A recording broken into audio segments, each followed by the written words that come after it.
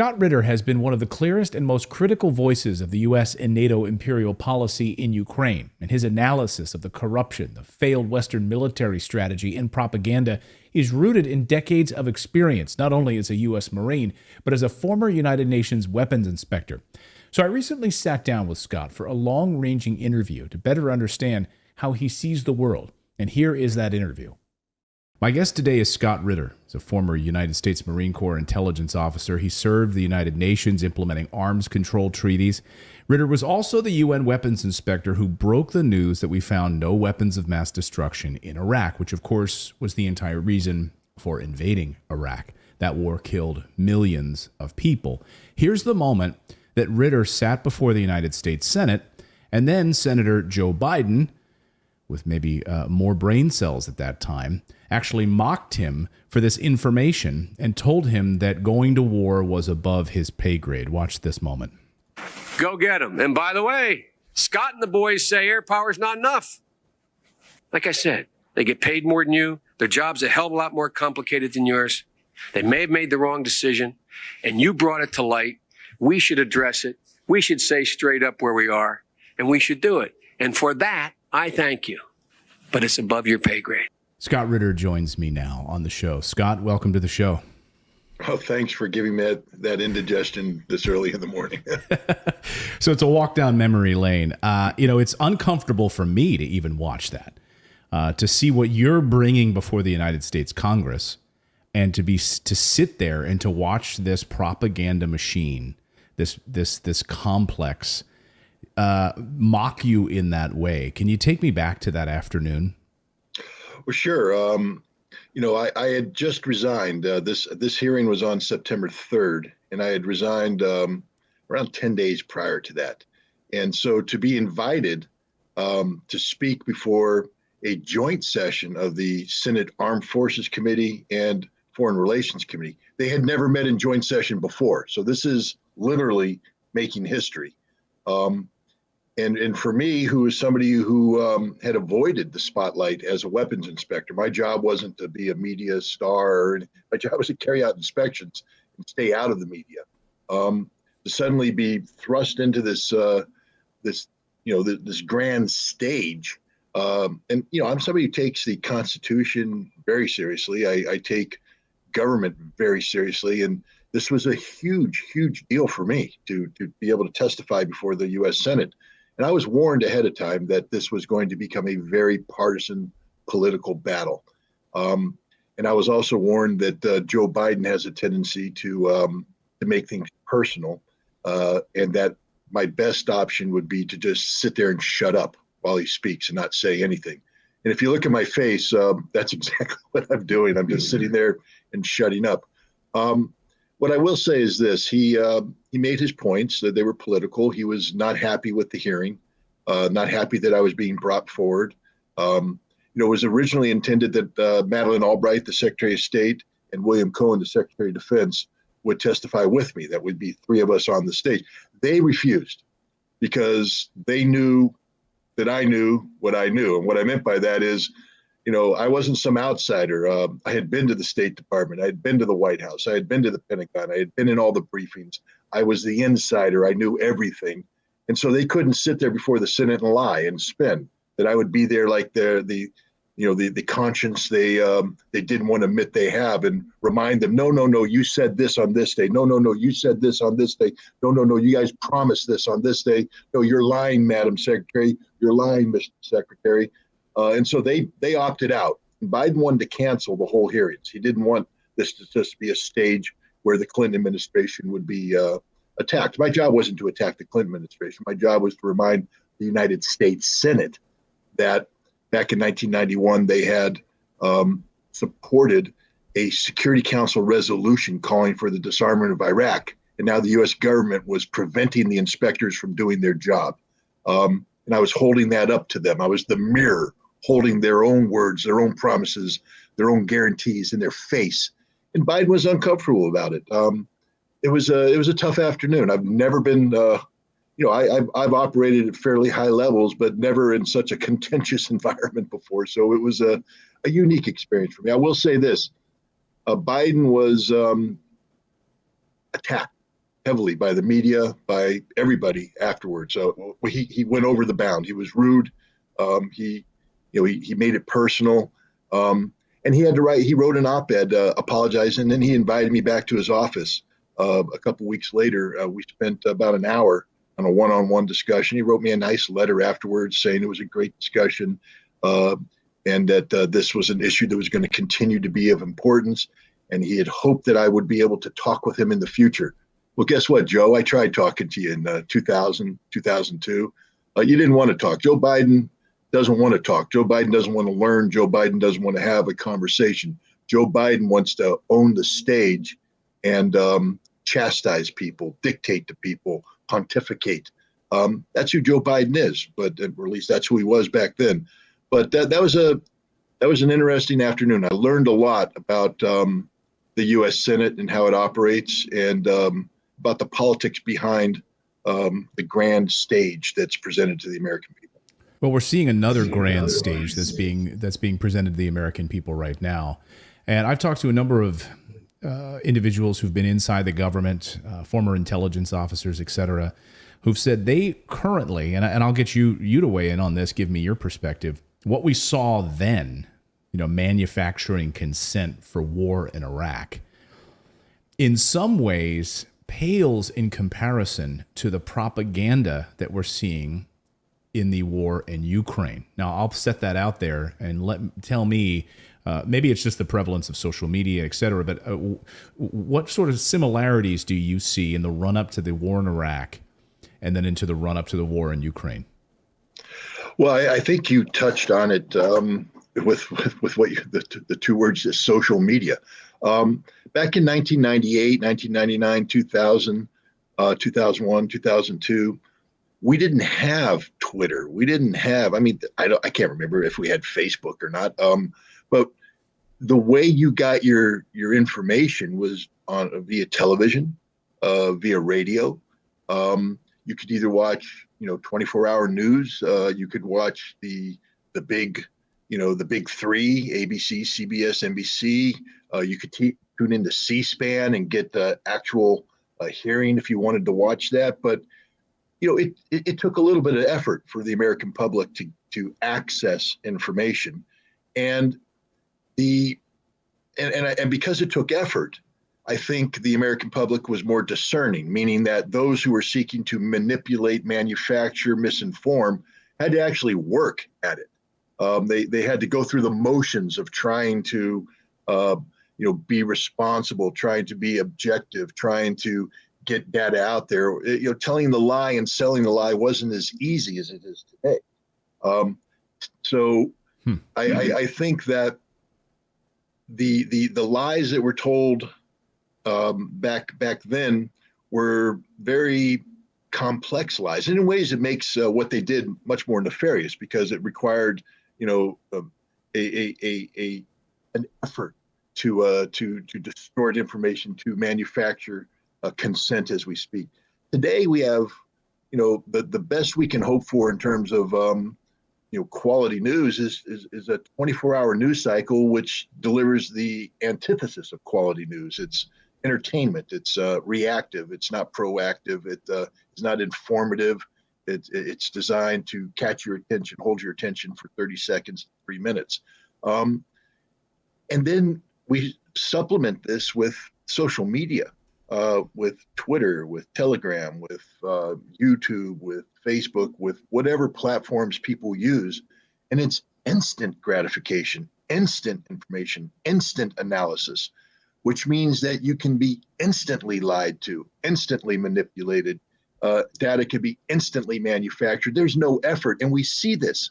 With this Ukraine thing, there's two things that have stood out to me. One, the National Security Council has admitted that they have deliberately declassified intelligence information so it can be released to the public, even though they know the intelligence information being released is wrong, inaccurate, not fully developed. They're releasing it not to inform people, but to shape perceptions. And then we get even more shocking when General Nakasone, the head of the National Security Agency, says not only does he immediately declassify and release information, he releases it specifically to CNN so that they can immediately shine a light on an issue. This means that CNN, a ostensible news network, is literally nothing more than an extension of the American intelligence community, which we now know is not in the business of informing policymakers, but misinforming American citizens. That's literally what they said they do. They misinform us to create perception, not to discuss reality. That's the big difference. Back in the day, they had to work to tell the lie. Now they just lie. They admit they're lying, and there's no consequence. The American people are silent on this. Literally, this is one of the biggest issues that it is a frontal assault on democracy. Democracy is about an informed citizenry that can hold their elected officials accountable for what they do in their name. But when your elected officials just right up say to your face, we're lying to you. We're lying to you. We expect you to swallow the lie. We expect you to accept the lie without question. And the American people sit there and do that. They're just saying, okay, you're using CNN to feed us lies. Okay, it's not okay. It's disgusting. And you talked about the sanctity of the Constitution, which what's left of it at this point? I mean, you see literally this deep state. I mean, we throw that term around. I think it absolutely exists. And it exists. You know, I mean, as you point out, they're literally handing. I mean, back in the day, we talk about this on the show a lot, back in the 70s, right? The CIA, the military-industrial complex itself used to try to infiltrate newsrooms nefariously, right? And now they're literally on the payroll at CNN and MSNBC. General, we want to bring in General Watcha to get your perspective. And every time, and we play clips constantly here on this show, that every time they bring a general on to, well, we need to keep sending more weapons. We need to keep them in the fight. So it's constant manufacturing consent for war. And now they're on the payroll at CNN. They're not even trying to nefariously infiltrate the newsroom. They're being paid by these guys. The generals, the former intelligence analysts, and it's a revolving door. I mean, look in the case of John Psaki, the press spokesman for the White House. She was a CNN paid talking. First, she was a State Department person under Obama.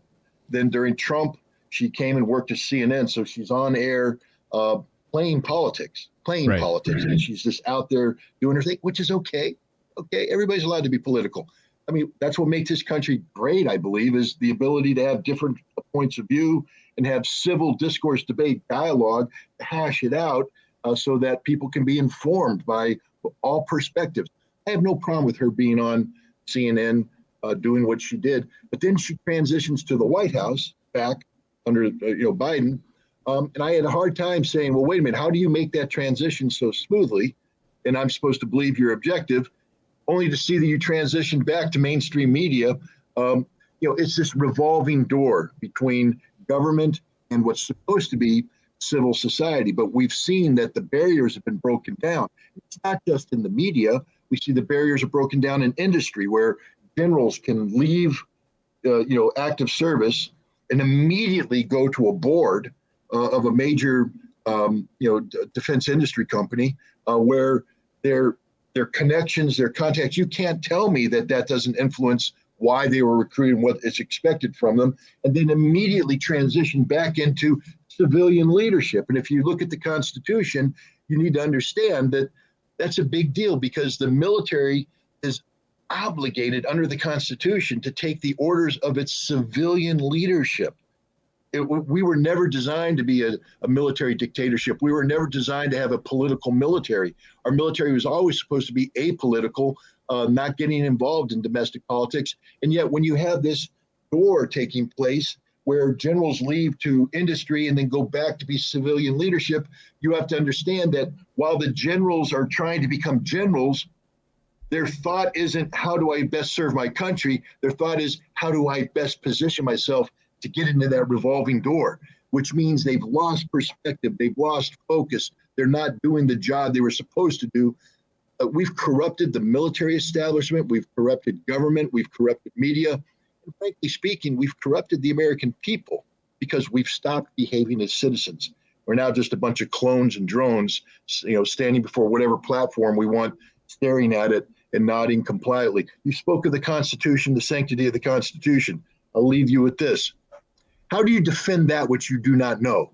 Because ultimately, the ultimate defender of the Constitution is the American citizen. The Supreme Court has said all along that the Constitution belongs to the people. It's up to the people to make that Constitution relevant.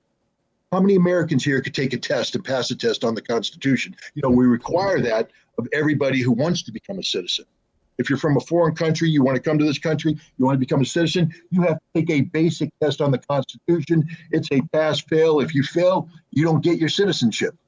How many Americans that were born in this country were gifted with the gift of citizenship, know their Constitution sufficiently to pass that test? And I'll put this out there. I'll bet you right now, without any study, 90% of Americans would fail that test, which means they fail as Americans, which means they don't qualify to be Americans except by their birthright.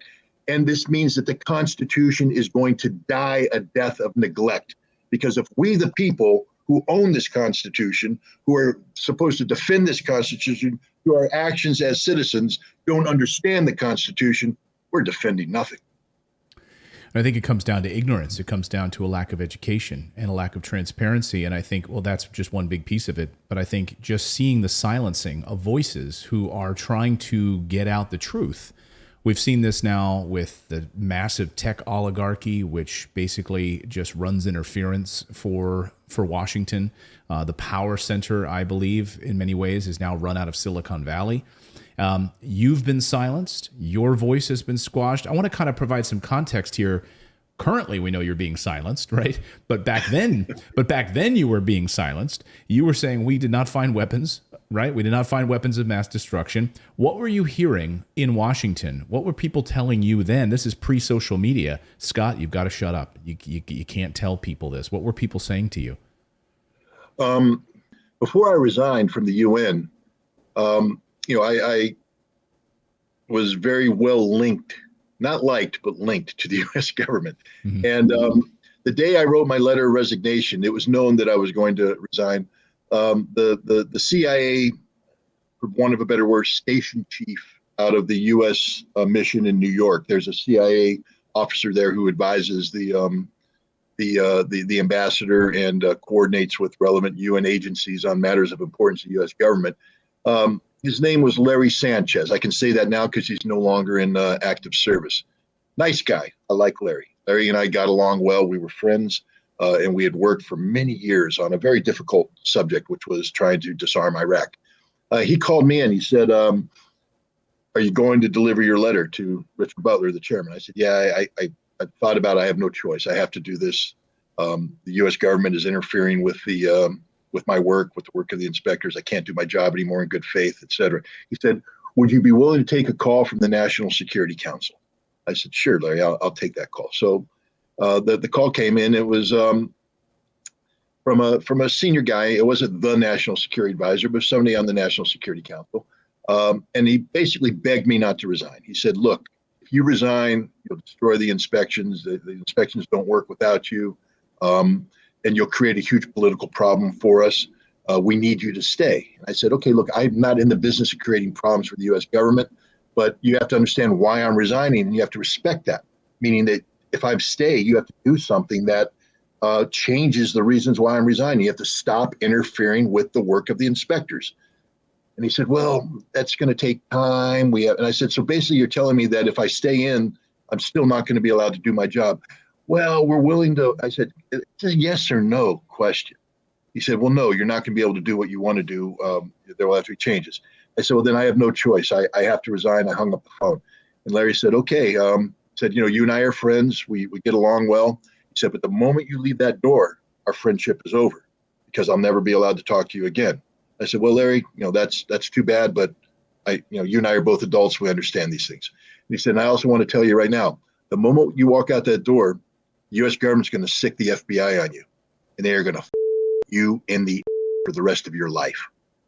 I said, really? You're threatening me with the FBI? He said, I'm not threatening you, Scott. I'm CIA. I'm warning you that the guns are already loaded, the dogs are already on the leash, and the second you turn in that letter of resignation, they're coming at you with everything. They're going to ruin your life. And I went, well, I guess we're just going to have to see how that plays out. But I remembered that forever now, and literally, I mean, they are going to you in the. That is a quote from a senior CIA official warning me about what the Federal Bureau of Investigation, an American law enforcement agency, was going to do to an American citizen for exercising his legitimate right to oppose American interference in the work of United Nations inspectors. And you know what? Larry was 100% correct, because the FBI has spent the past 20 some odd years doing their best to me, and they haven't succeeded. I mean, they've made my life difficult at times, but here I am. They're not kicking down my door because we do have a constitution that still has some viability left in it. But I'm just saying that, that attitude, for instance, after I resigned, I couldn't get a job with any think tanks, because one of the things the FBI did is immediately initiate an espionage investigation against me. They accused me of spying for the state of Israel, which is interesting because from 1994 to 1998, I was the chief liaison between the United Nations and Israel on matters of extreme sensitivity. But every single thing I did was pre-cleared with the CIA, meaning we had meetings with the CIA saying, I'm going to Israel, this is what I'm going to do, this is the information that's going to be shared, et cetera.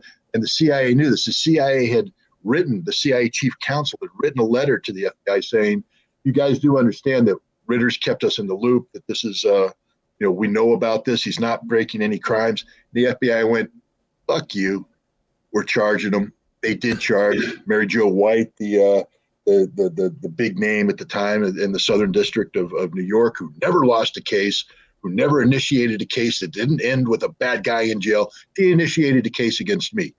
And they were charging me with a crime that has the death penalty. The death penalty. Now, America doesn't put people to death, but imagine being a law-abiding U.S. citizen being told you're being investigated for a crime that if you're found guilty, a government could kill you. Now, I knew I was innocent. They knew I was innocent, but they started a process that was designed to, A, deny me employment, and B, cost me an awful lot of money defending myself.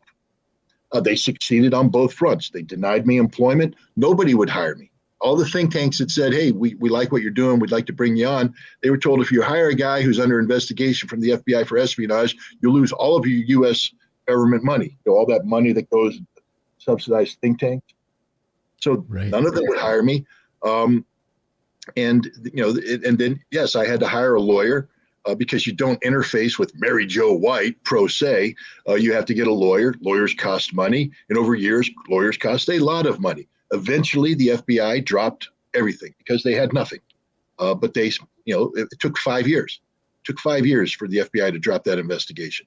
And that's the sort of thing how did your family deal with that?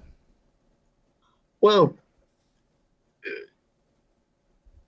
look, I'm still married, and my kids love me. So we obviously you got through it. Yeah, we did well. But no, I mean, I think my wife will tell you that these were some of the most troubling years. I mean, it's not about love. It's not about our personal relationship. It's about our financial health. I mean, the stresses that are brought on by not knowing how you're going to pay the bills next month. Not knowing if your husband's if the FBI is going to kick down the door and drag your husband out, make him disappear. Not knowing if you're going to be able to continue to be employed, because now, imagine going to work and turning on the TV turning on the TV at night and having Dan Rather say, Scott Ritter is under investigation from the FBI for espionage against the state of Israel. Then going to work the next morning and have everybody look at you saying, your husband's a spy. I mean, imagine that life. Imagine being kids going to school, having to, have people say, hey, you're a spy.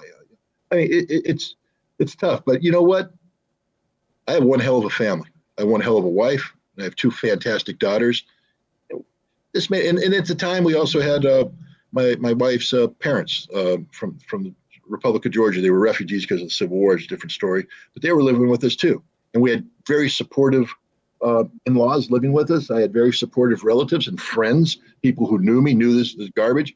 And when you have a support network like that, you can get through just about anything. And believe me, I got through a lot, but I have a great support network that starts with my wife, starts with my kids, and continues on through friends and family. And, I think I emerged stronger from it. So nice try, FBI. It didn't work. So then you get the other side of it, which is, Silicon Valley and the big tech oligarchs who try to silence you and so as you're trying to get out the information about the Iraq war and what you're not finding in Iraq, and they're manufacturing this, consent for this war, this endless war, which cost millions of lives, and wouldn't listen to you. And then we transition now to present times where we're looking at manufacturing consent for endless, proxy wars around the world. I believe your Twitter account was shut down. You've been silenced a number of times. Talk about that angle. What did you say on Twitter that was so controversial that they decided to take you down and silence you? Well, let's back up a little bit. Even back in the day, before pre-Twitter, I was hired by NBC to be a full-time on-air consultant back in 1998. And I can't, I don't know how they always do their contracts, but in my case, it was a 6-month recurring contract. And at one point in that contract, I was in the NBC, the Brain Trust in New York City, 40 Rock. And we were discussing, the next week's news cycle and all this kind of stuff. And they had a reporter named Claire Shipman, who was the White House reporter.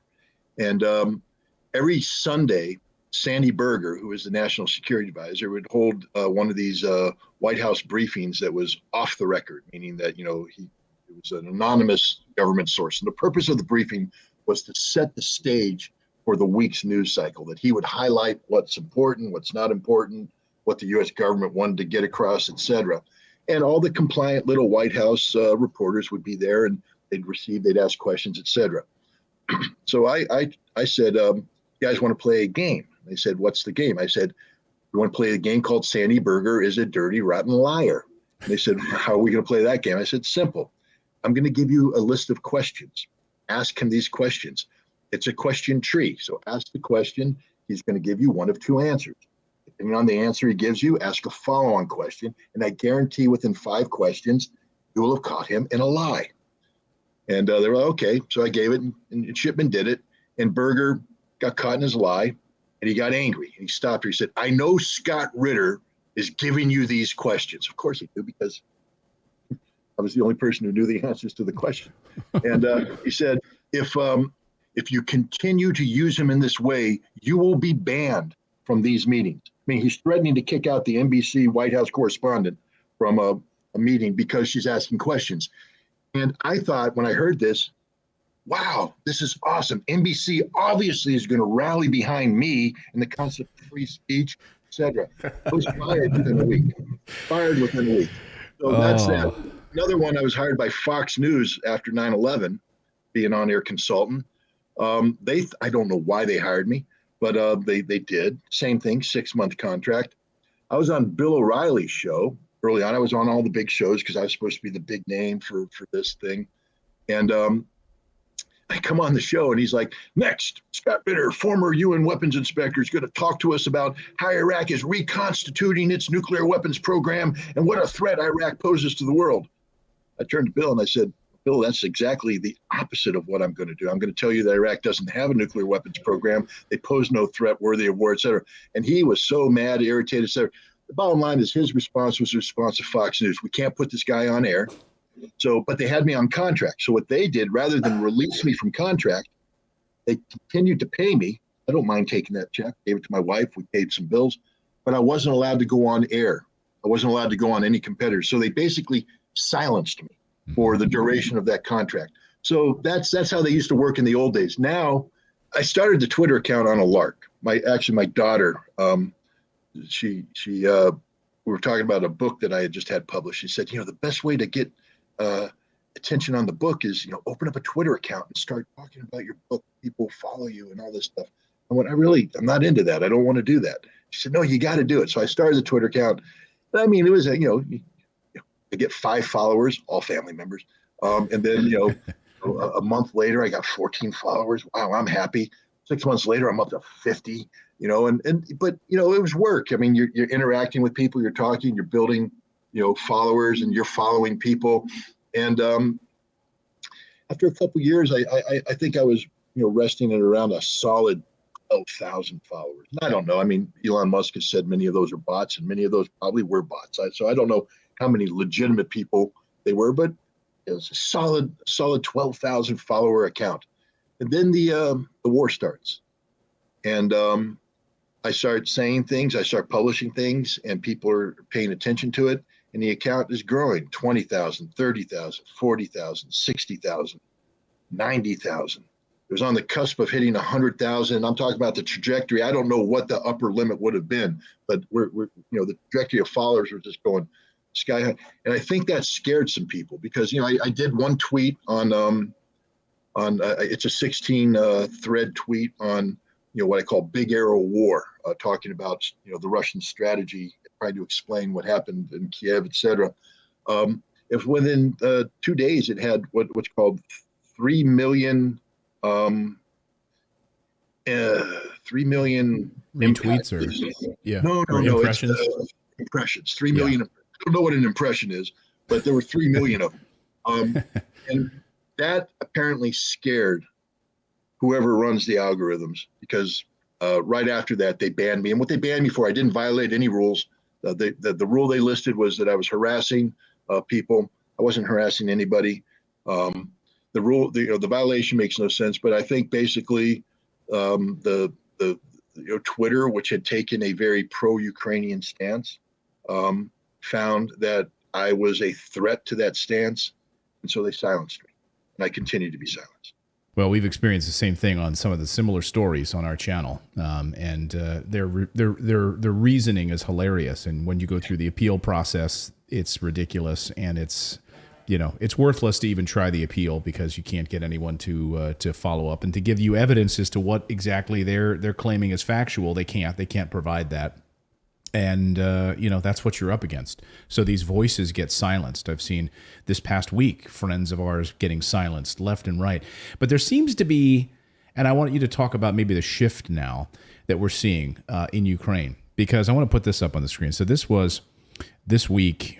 This was in the New York Times, and we're seeing a few New York Times pieces over the past few days, over the past week, which I was surprised by. I have no respect for the New York Times, but this caught my eye. U.S. lacks a clear picture of Ukraine's war strategy, officials say. And so we did this on the show last week where we went through and analyzed and looked at a number of the different voices in this piece, talking about how U.S. officials basically can't get any accurate information about, like Beth Sanner, a former senior intelligence official, says, "How much do we really know about how Ukraine is doing?" said Beth Sanner, a former senior intelligence official. "Can you find a person who will tell you with confidence how many troops that Ukraine has lost? How many pieces of equipment has Ukraine lost? And yet we continue to funnel billions of dollars in weapons to them. We don't know where they're going. We do know a large number of them are ending up on the black market, according to reports that we've shared. But they're not getting accurate information from the Ukrainian government. But the New York Times is now reporting on this. Are you starting to see a narrative change in some of this coverage?" Yeah, it was inevitable. War is first of all, it's a dirty business. I mean, I don't think there's so many people that haven't a clue what war is and what war is about. We, the American people, have become used to instant victory. And what I mean by that, of course, it's hard to say instant victory when we lost the war in Iraq, we lost the war in Afghanistan, but we were used to what I call small arrow war, meaning that we could send a patrol out to a village, kick down the door, kill a couple insurgents, kill a whole bunch of innocent civilians, but call them, supporters of the insurgency, and the patrol returns. That's a victory. That's a little minor, yay, we won. We sent out a patrol. We killed some people. We came back. We won. Yay, we flew people into Pakistan. We killed Osama bin Laden. They came back. Yay, we're winning. We're winning. We're winning. So we're expecting instant results like that. And we're getting it. We're not seeing the big picture that we're actually losing the war because we're not changing the arrows on the ground. But big arrow war is about two big military forces coming together and then grinding it out. And while they're grinding it out, you can spin it just about any way you want. And so what happened here, we tend to forget that Ukraine had a very, very big army, a big army, wow. 260,000 active duty forces, backed up by hundreds of thousands of reservists and territorial defense. Russia came in with a significant number of troops, 200,000, but they didn't come in with the full strength.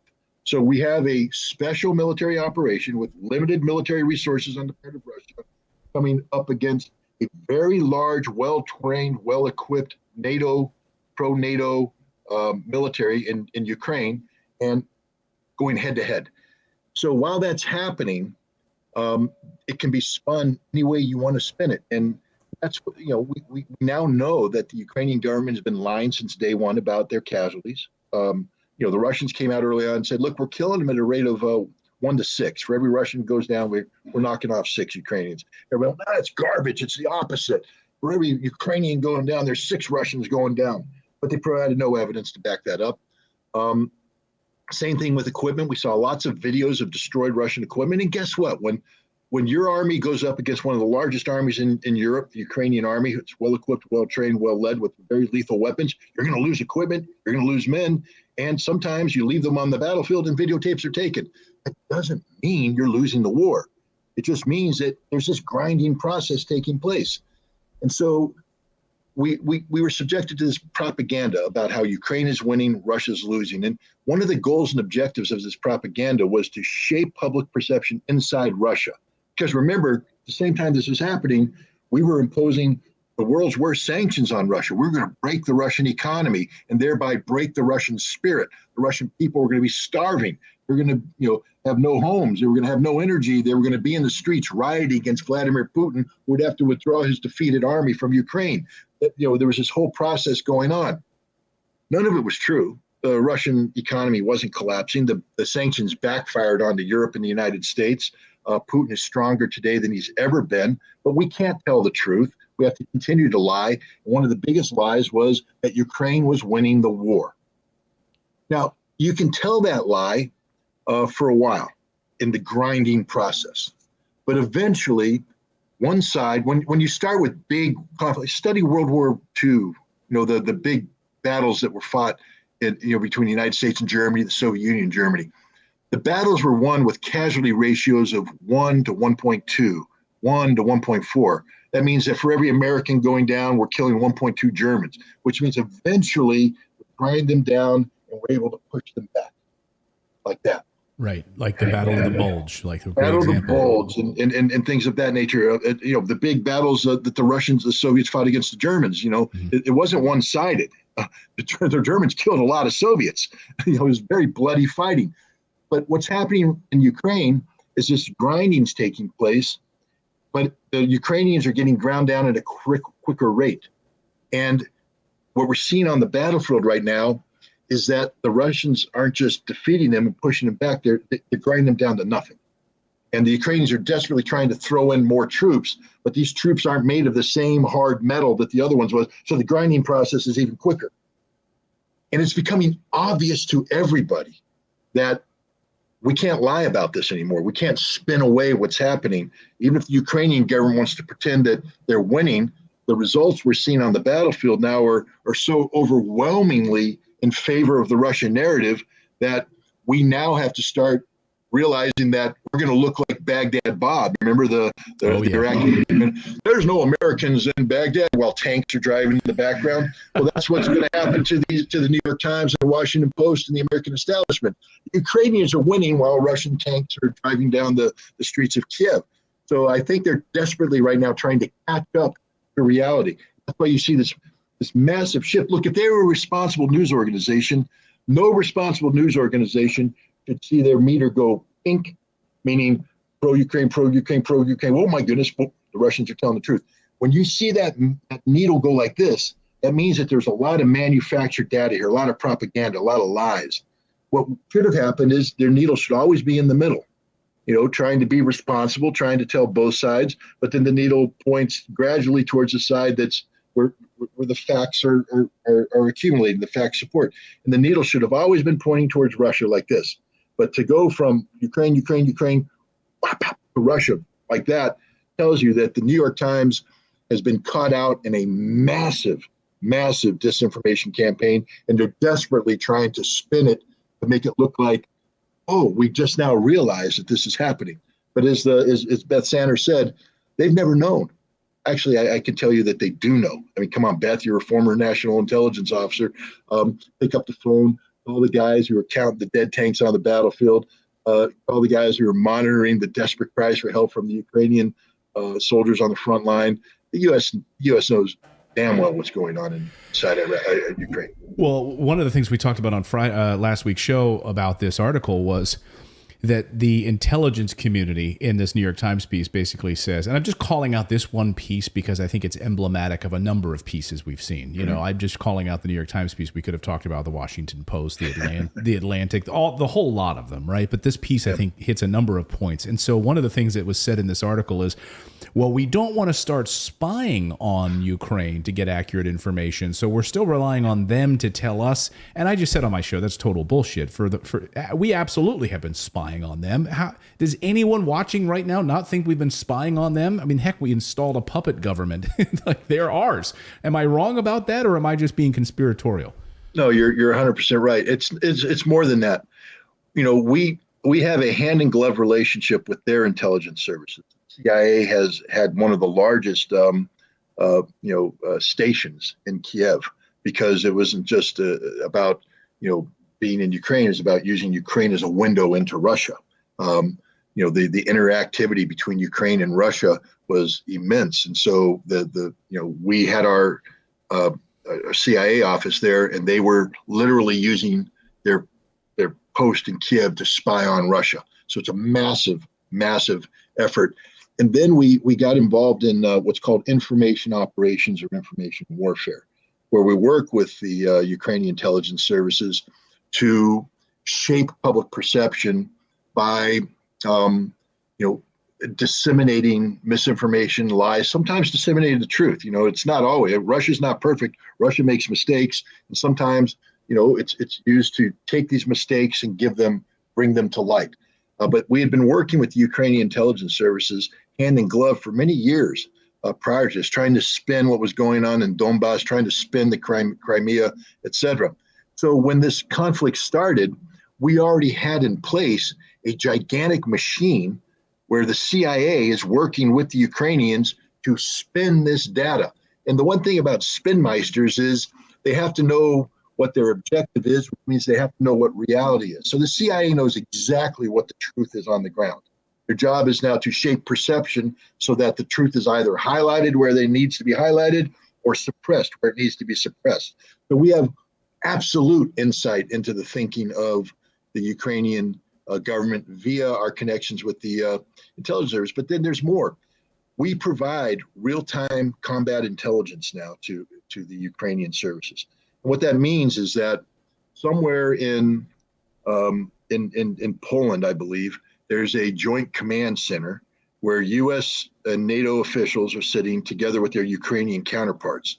And they're receiving real-time intelligence information from the various NATO sensors that are out there. Then there's a NATO-only, U.S.-only section that quickly, protects sources and methods, but then gets the data over to the Ukrainians, who then work with the Americans on the big battle map on how best to get this information to the people who need it. And I'm telling you, having done this process, that means you have total information awareness of the reality of the battlefield. You know everything. The U.S. knows everything about the Ukrainian situation. We are side by side with the Ukrainians. We know what they need, how they need it, where they need it, why they need it. So for the New York Times to sit there and quote intelligence people saying, oh, well, we don't want to spy on the Ukrainians, we're dependent. Lies, lies, lies. We know everything about Ukraine, and we've known it from day one. The fact is, though, remember, the same people that are spinning out to the New York Times are the same people who are releasing lies to the American people to shape perception. The U.S. intelligence community is no longer in the business of collecting data, assessing data, informing U.S. policymakers. They're now in the business of deceiving the American public, which, frankly speaking, as an American citizen means they no longer have a right to exist.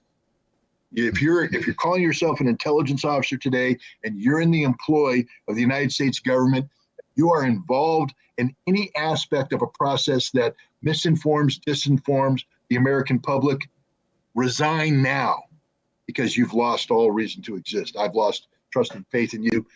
You're useless in my book. As Rand Paul said a few weeks ago during a hearing on the Disinformation Governance Board in front of Michael Chertoff, who is now going to be running this thing instead of Nina Jankowicz, which is arguably much, much worse. He said, "There is no bigger purveyor of disinformation in world history than the United States government. So we're going to trust the United States government to now oversee a Disinformation Governance Board?" I mean, this is where we're at right now, Scott. It's Orwellian, literally Orwellian. Yeah.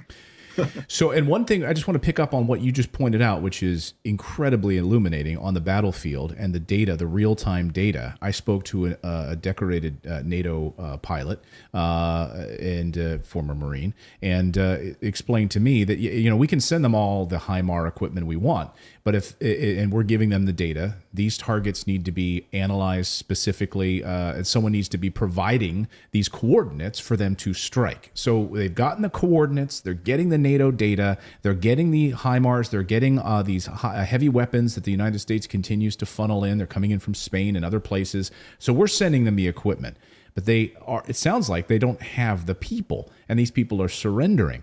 So what's happening with that critical question, which is the people that can accurately use this equipment, these experienced people? Can you talk to that a little bit? Sure. Let's start off with, again, by underscoring the fact that the Ukrainian active duty armed forces at the start of this conflict were around 260,000, 180,000 of whom were,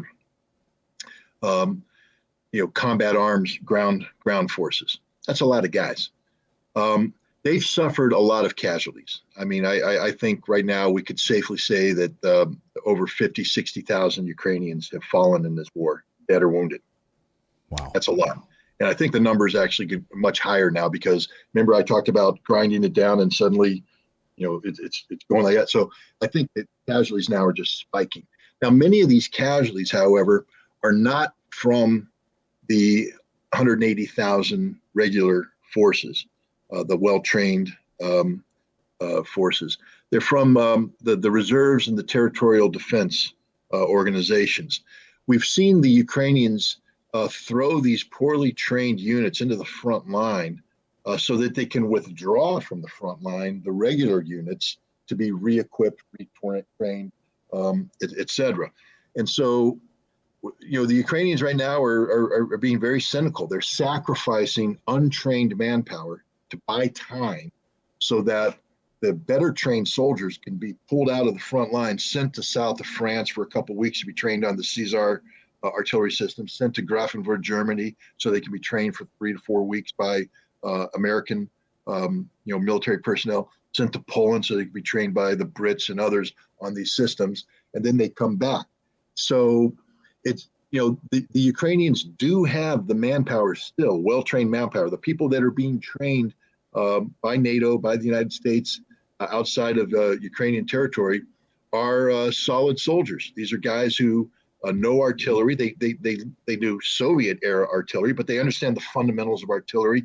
They're combat veterans because they've been involved in, before they got pulled out, they had been fighting the Russians head-on-head for months. So, I still believe that the Ukrainians have some fight left in them. I think, and we've made them even more lethal because we've taken these soldiers who are experienced, capable soldiers.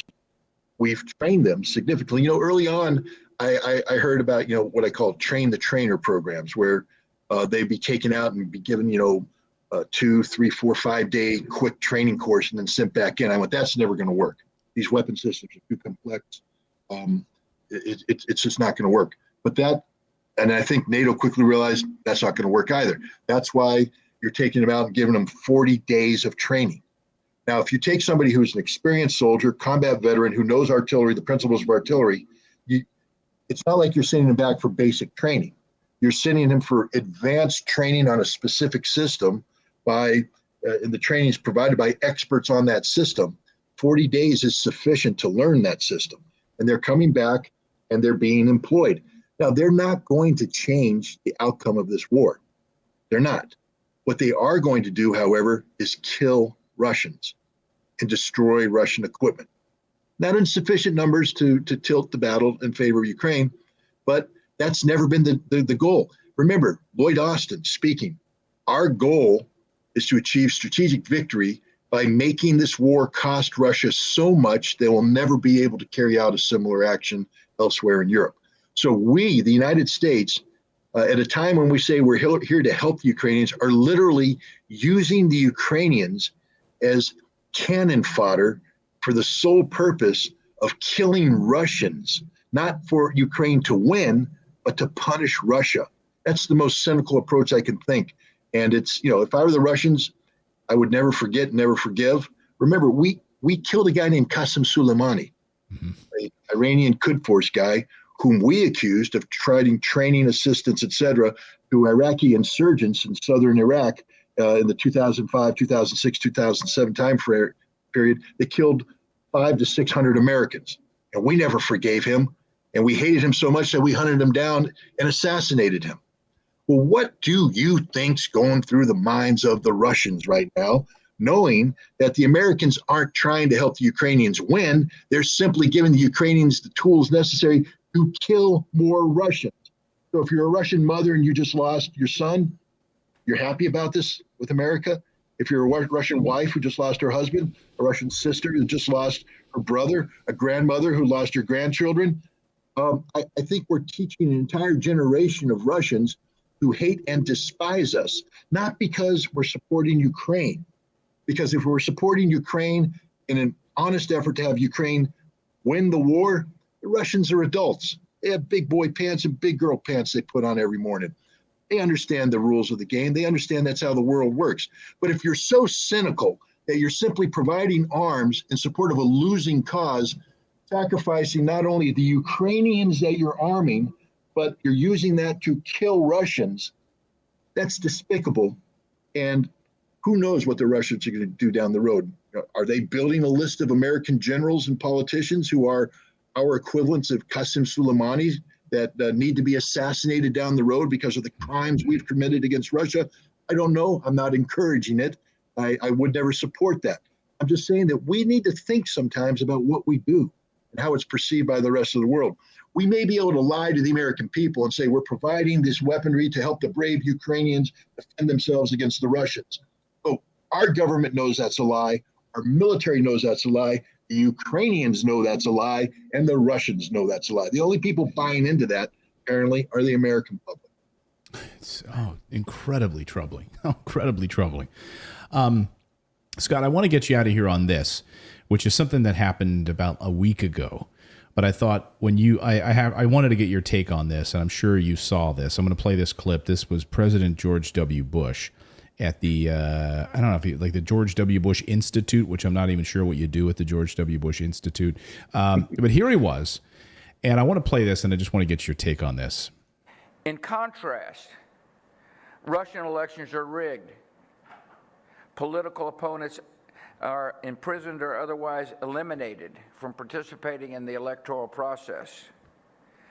The result is an absence of checks and balances in Russia and the decision of one man to launch a wholly unjustified and brutal invasion of of Ukraine. Iraq, anyway. Your thoughts on that? I mean, first of all, I'd be a liar if I said I didn't smile when that happened. But then I quickly corrected myself and I became angry because that son of a bitch, that former president of the United States of America, lied his way into a war that cost thousands of American servicemen their lives. Tens of thousands were maimed, even more, hundreds of thousands psychologically traumatized by what he put them through. And then there's, of course, the millions of Iraqis who have lost their lives, lost their livelihood, had their lives forever ruined by this despicable human being. He lied his way into a war. He is everything he was accusing the Russians of being and worse, because Russia doesn't have our history of democracy. Russia doesn't have the Constitution. Russia doesn't have ostensible checks and balances. America did, and yet this man abused that system and led us into a war. And now he's up there chuckling about the Freudian slip he made. No, he knows what the truth is about Iraq. He knows that he lied, and he's not even willing to be honest about it in this late stage in his life. I'm troubled by that man. I'm troubled that we still revere him. I'm troubled that he still that history is treating him so kindly. I mean, maybe all mass murderers should take up painting in their retirement to soothe the edges of the reality of who they are and what they are. He's pawn scum. He's worse than pawn scum. He's American pawn scum that used the American people, the American Constitution, and abused the trust that we put into our military to get them involved in a conflict that has cost America and the world so much. That's my thoughts on that clip. I couldn't agree more. And I think, just to put a button on that, we're seeing, it feels like, I don't want to say a rehabilitation. I don't know what the right word is, but we saw Tony Blair is popping back up again, and he's giving conferences now and inviting Emmanuel Macron to lend legitimacy to him with his new conference on moderate government, and George W. Bush is giving speeches and popping back up again. And you're seeing these guys, and there's like a nostalgia that the mainstream media is creating, and it's really troubling. These are the guys that led us into these wars where millions of people died, and they lied right to our faces. And I just don't understand how the media goes along with it. Well, remember, the lies that these guys told were fed to us by the media.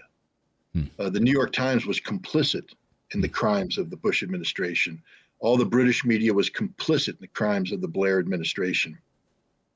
So what appears to be the rehabilitation of Bush and Blair is also the rehabilitation of these media outlets, who, by softening the harshness of the truth about these two awful men, are likewise softening the reality of the harshness of their failure at that time to do their job, that their culpability in colluding with Bush and Blair and their respective governments in selling the threat of weapons of mass destruction, knowing that it would be used to engage in an illegal war of aggression and occupation of Iraq. So this is this is the media rehabilitating itself using Blair and Bush as the vehicle. Well, Scott, it's been incredible to have you here on the show. I want people to connect with you. You've got a great Telegram channel. Obviously, you've been banned for Twitter. Hopefully that gets remedied soon. But your Telegram channel is fabulous, where you provide fantastic analysis of geopolitical events, what's happening in both Ukraine and elsewhere. You also have, it looks like, a brand new book coming out. I think you can pre-order it right now. Am I right about this? Called The Disarmament in the Time of Perestroika. Yep, you can pre-order it, and it'll be put to print, I believe, later in the fall. But right now, it's available on. I think you order it and they print it and then they ship it. Okay, great. So yeah, you can go right now on Amazon and pre-order it. The reviews are fantastic. I can't wait to get my hands on it as well. And did I miss anywhere else that people can connect with you, Scott? No, that's it. I'm learning this new environment. The reason why I go on shows such as yours, I mean, obviously is to engage an audience. I don't have my own, YouTube channel and things of that nature. I simply view myself as a tool that can be used by people who have channels like that. So the best way to get me is to follow your programming and follow others. And if people ask me to go on, I do my best to do that, as long as my voice is deemed to be useful. Well, we can never get enough of you. I mean, because we need to get these messages out there. And my 11-year-old son, today asked me, said, "Daddy, what are you doing today?" I said, I have a really important interview. Been really looking forward to this for a number of days. And I told him a little bit about your history. And he said, wow. And he said something to the effect of, "We need more people like him." And so that's from my 11-year-old son, to you. So Well, the work. thank you. I apologize then on my behalf to any bad language I used on your program. We got beeping tools. We got beeping Okay, tools for the kids. please beep accordingly. No worries. Yeah, he watches Batman and stuff, so he sees some of that stuff. Gets it. But Scott, thank you so much for joining us on the show, and really appreciate the work that you do, and stay strong and keep up the good fight. Well, thank you, Eric. Thanks for having me. Thanks, Scott. And thanks to all of you for subscribing and watching, and we'll see you next time. Thank you so much for watching this segment here at Redacted. We are live every day at 4 p.m. Eastern Time, trying to share the stories that the mainstream media will not cover. You should also come over and join our community of Redacted Rebels over at redacted.inc. That's our private locals community where we can share exclusive content that we simply cannot share here on YouTube. Come over and join the rebellion together right now by going to redacted.inc. We'll see you next time.